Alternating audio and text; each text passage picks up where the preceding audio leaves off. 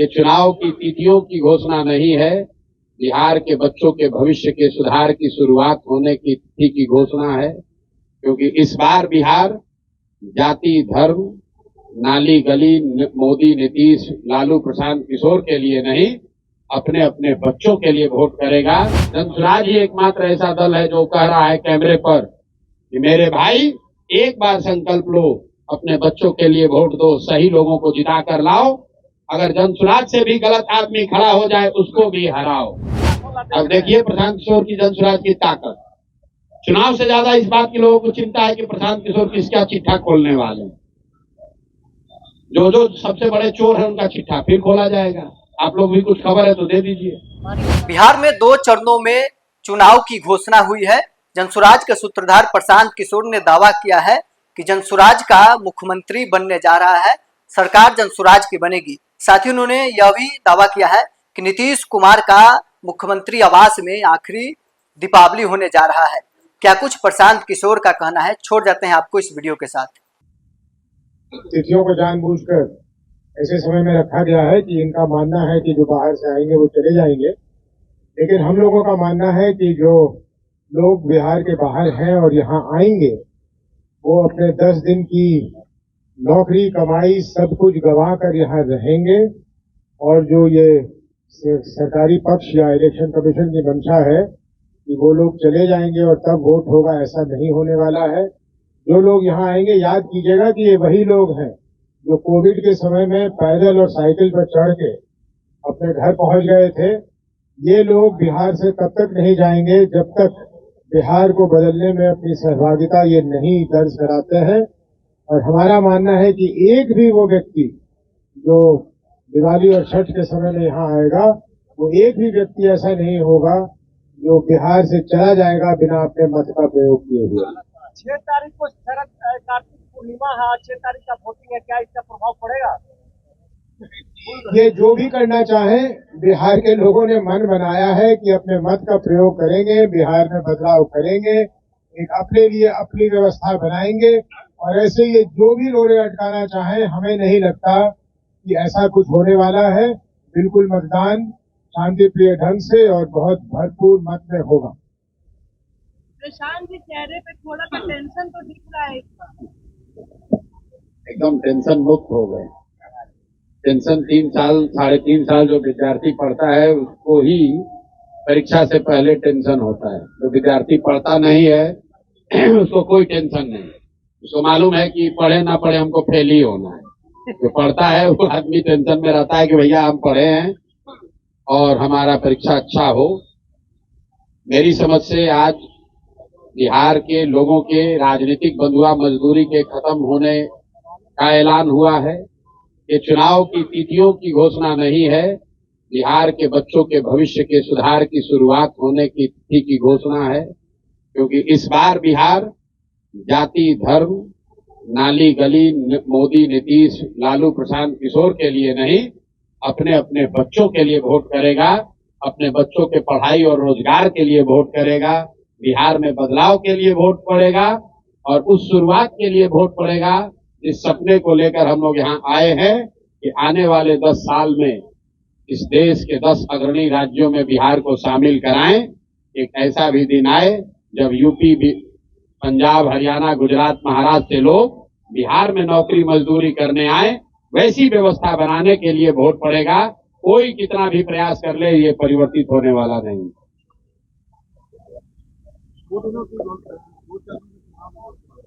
बहुत बेहतर है।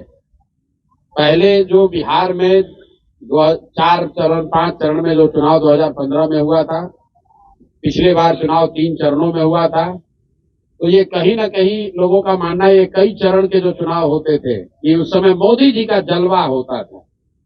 और भाजपा के लोग कई चरणों में चुनाव इसलिए कराते थे ताकि ज्यादा से ज्यादा मोदी जी आए और प्रचार करें। ये ऐसी सोच रही है उनकी।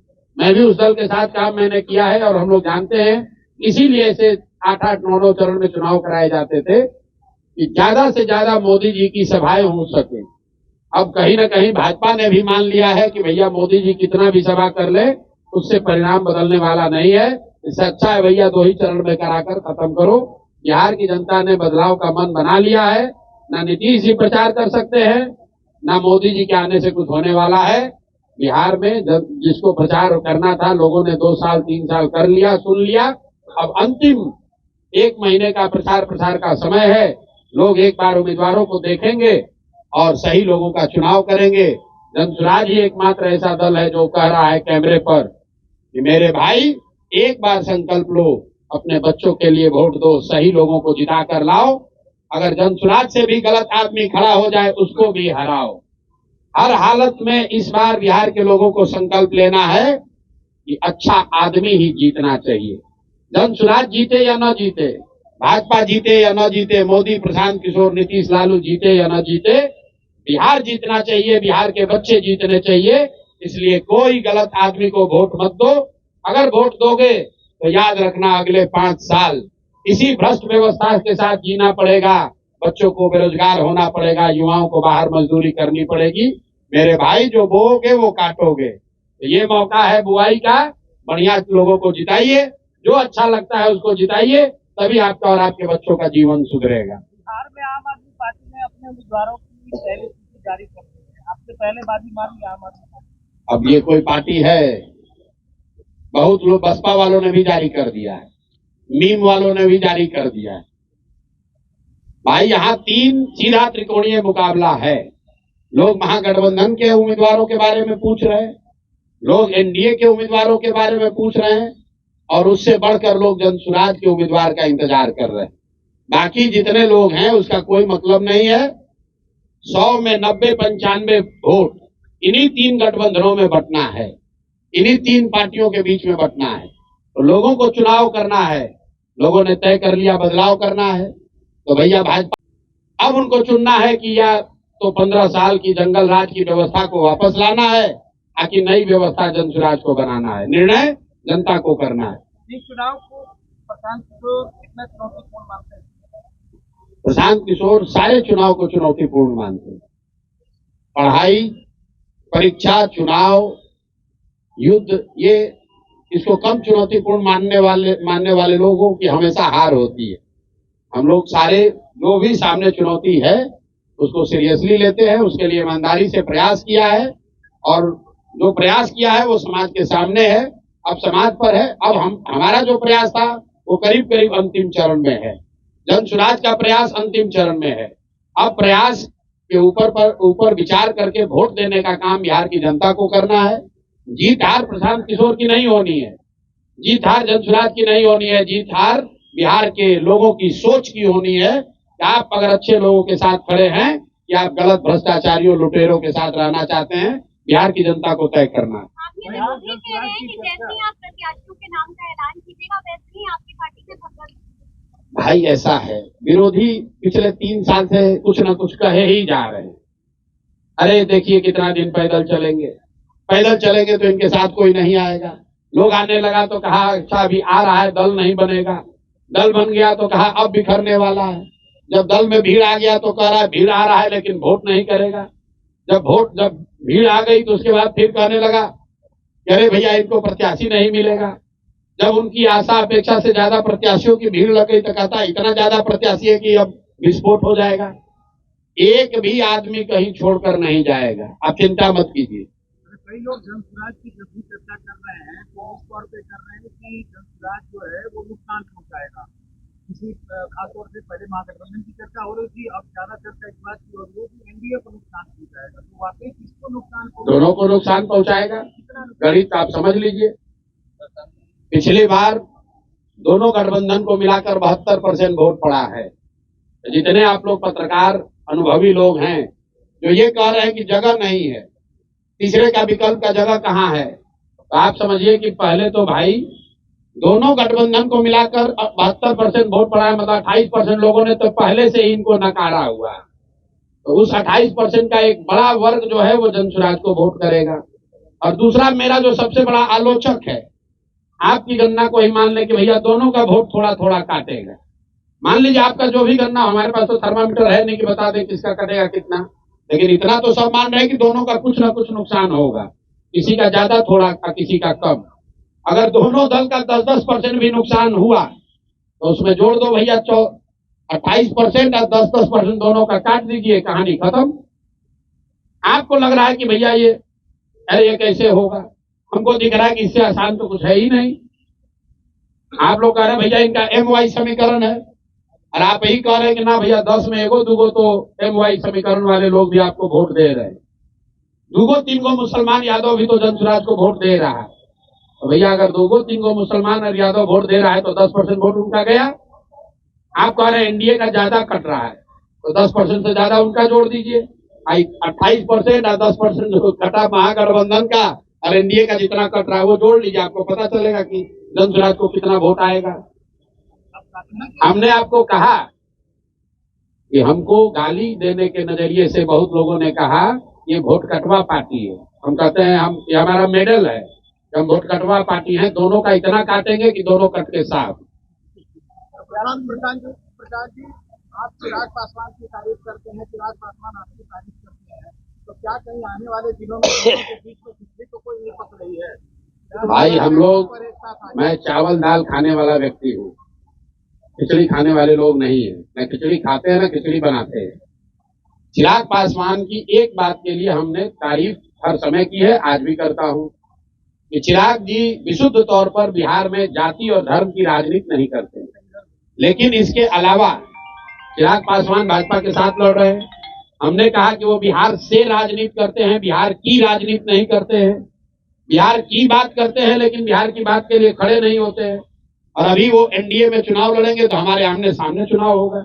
उनको 20 सीट मिलेगा कि 25 हम ये जानते नहीं है, लेकिन जितना भी मिलेगा उसमें तो सीधे उनसे और हम लोगों के प्रत्याशियों से मुकाबला होगा। तो समझौते की सवाल कहाँ है?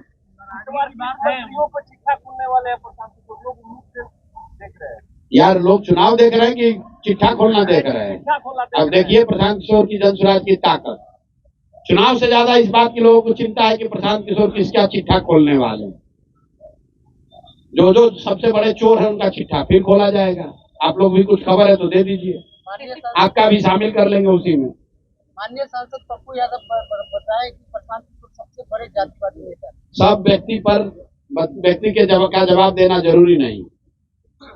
कई बार कह चुके हैं कि पहले लड़ाई एनडीए और जनसुराज की, अभी भी कह रहे हैं। अभी आपने कहा कि एनडीए चली गई, चली गई मतलब हारना निश्चित है, इसलिए कि उनका डिनोमिनेटर वोट का बड़ा है। महागठबंधन जो है उसका टोटल वोट का टारगेट ही 30-35% है।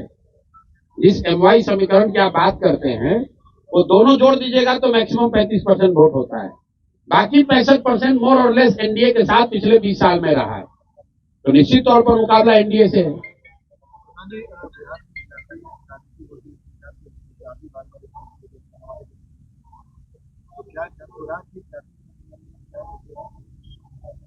जातीय समीकरण का ख्याल रखने का मतलब क्या है?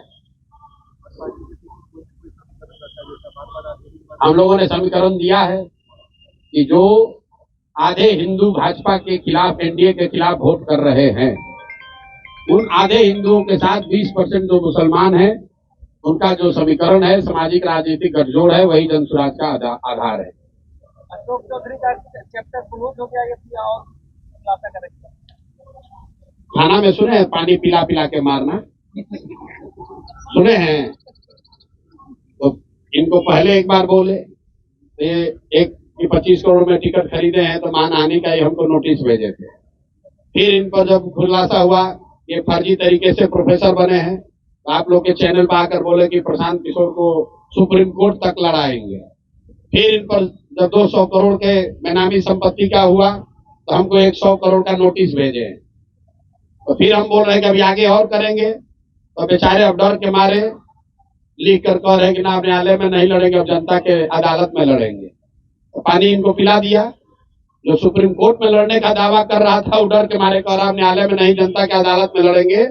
और जनता के अदालत में कहीं चुनाव लड़ेंगे? तो पहले आप लोग पूछ लीजिए कि अगर अशोक चौधरी कहीं से चुनाव लड़ रहे हैं तो बता दीजिए, और नहीं लड़ेंगे तो सरेंडर कर दिए। आपका तय हो गया कहाँ से लड़ेंगे? हाँ बिल्कुल, अभी घोषित कर देंगे। अभी जब 9 तारीख को 9 तारीख तो हमारा अलग से नहीं ना घोषित होगा। 9 तारीख को लिस्ट जारी होगी तो उसमें आप देखिएगा कि कौन कहाँ से लड़ रहा है। आपके हिसाब से ऐसा माना जाए कि आज प्रशांत